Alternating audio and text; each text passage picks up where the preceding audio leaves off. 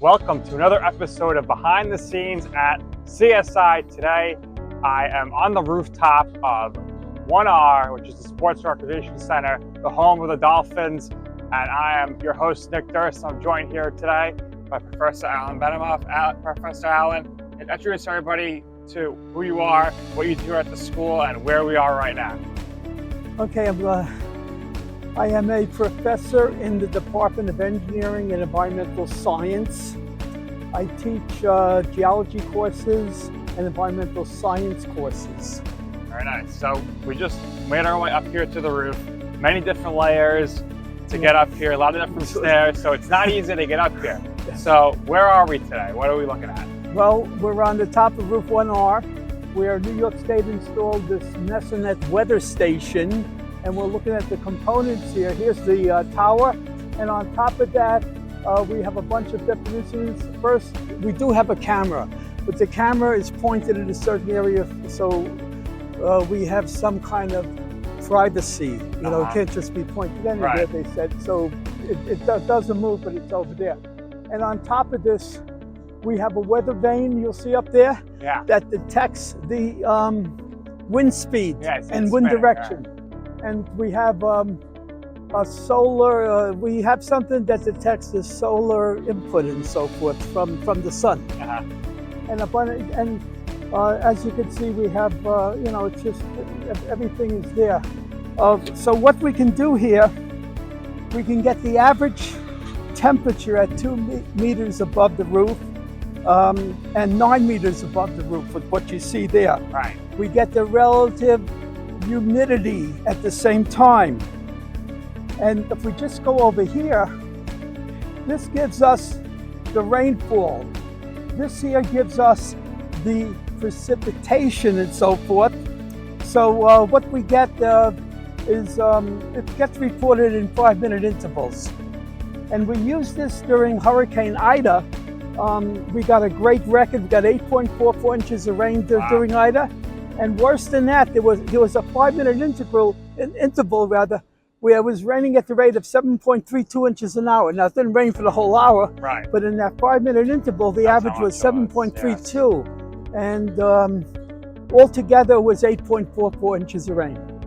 And we also have a group, we have the FloodNet group, and the data goes there also for getting the rainfall, and then we see the runoff in different areas on Staten Island, like in Midland Beach. We would see it also here at the college. We have a sensor out there, and there's many of these sensors out there that give us the runoff, and then we get the precip from here, and we have a few other weather stations around and so forth. So with this data that's collected here, what is it then used for? It's used in the FloodNet program, where we get the rainfall, and then we have sensors around that give us the amount of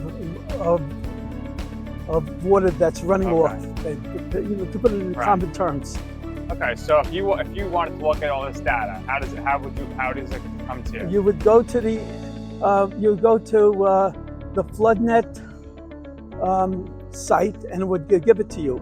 Also, we could look at it here on my iPad if I want to. And so we get a lot of information, like we had a microburst that occurred here in 2021, and a couple of trees went down. Wow. And we were able to look at the wind speed and direction at that time.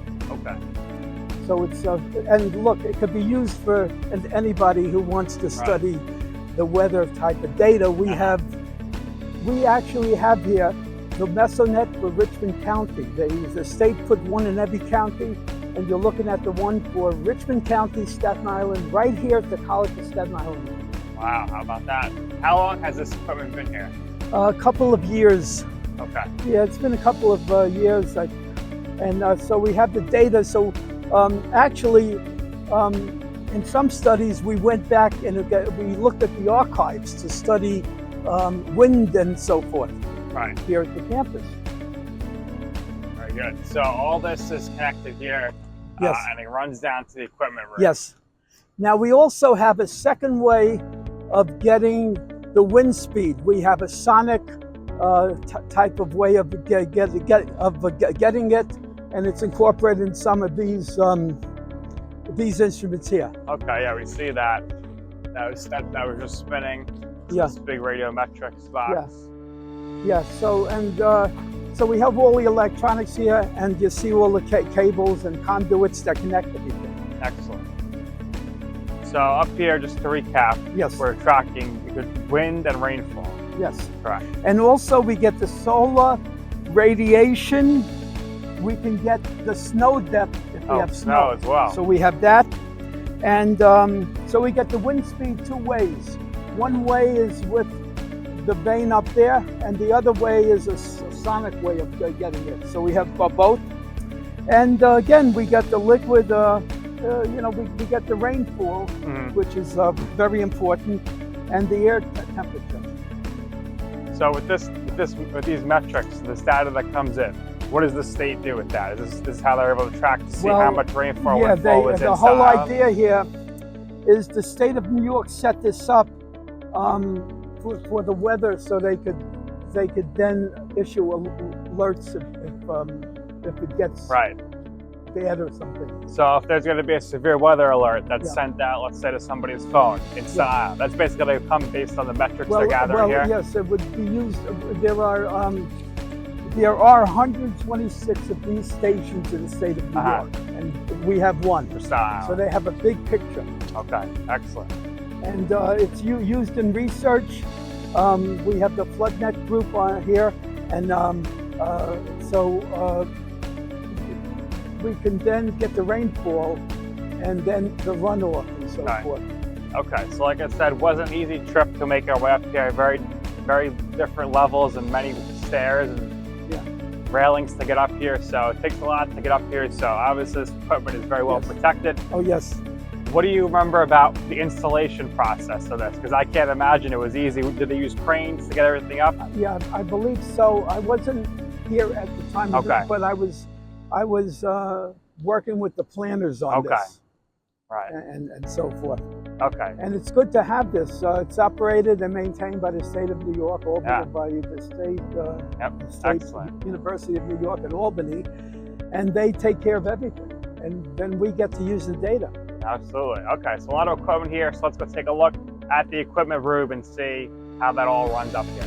We're in the weather station equipment room, and all of the wires from the weather station come down here.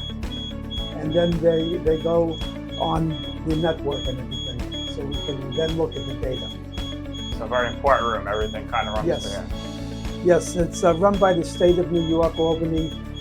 They set it up here, which up on the roof we have the weather station, and they were responsible for this. So if you want Staten Island, you just put your finger here, and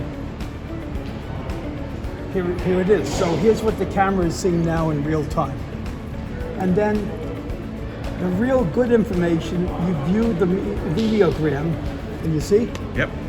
And it goes back. You can go back to 3 days, or you can contact them and get the database if you want to go back a year. So over here, the first thing is the temperature, and you see, you could just put your finger across, and if I put it right here, see, I can tell you right now, at 10:15 a.m., the temperature at 2 meters above there is 53.6 degrees Fahrenheit. And if you go up to 9 meters, it's 52.9. All right, Alan, that was awesome. Thank you for showing us around. Well, thank you for coming here. Yes. If the students want to access this or use it for class or anything, well, they can. It's available for students at the College of Staten Island and elsewhere. They want to study weather. There you go. And climates. Before we wrap up here, anything else you want to add about what we just took a look at here? No, it just that the state had set this up, and in terms of getting weather data. All right, well, there you have it. Behind the scenes, the weather station here at CSI. Thank you for watching.